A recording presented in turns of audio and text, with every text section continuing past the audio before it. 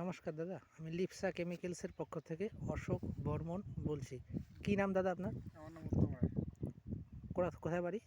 এই বক্সিগঞ্জ দুনিয়াপাড়া। তো আপনি এই আলু ক্ষেতগুলোতে চ্যালেঞ্জ গোল্ড ব্যবহার করেছেন নাকি? হ্যাঁ, অবশ্যই অবশ্যই। তাতে আপনার আলুর বয়স কতদিন হলো? 2 মাস। 2 মাস, মানে 60 দিনের মতো। 7 দিন।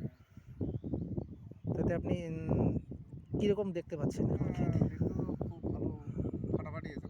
রেজাল্ট ফাটাফাটি না? হ্যাঁ, আমার পাশে অন্য কোম্পানি দিছে, হুম এতটা গেট আপ নাই আলুর। হুম ও আমাকে বলছে যে তুই কী দিছিস।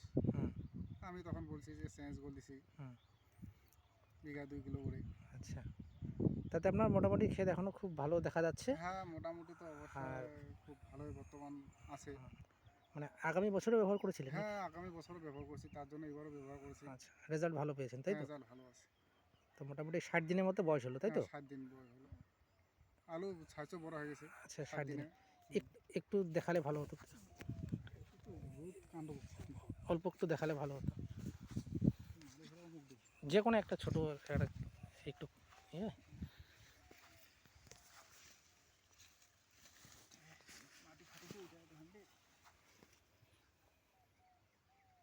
ফাটাফাটি ফাটাফাটি।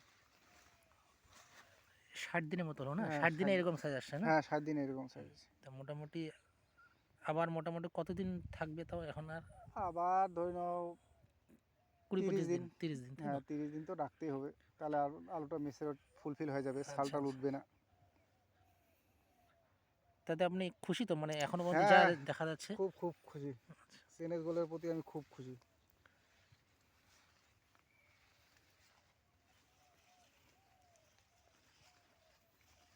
ঠিক আছে, ধন্যবাদ।